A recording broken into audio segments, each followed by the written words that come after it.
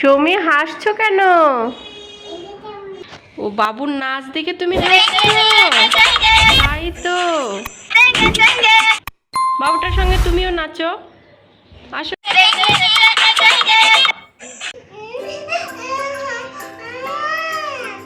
কি হয়েছে সৌমি, তুমি কান্না করছো কেন?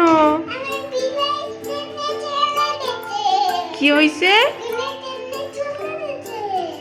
বিয়ার কেক নিয়ে চলে গেছে তোমার? তাই তো, ও তো পালাচ্ছে তোমার কেক নিয়ে, ওকে ধরতে হবে। ধরো সৌমি। সঙ্গে কথা বলছো কেন?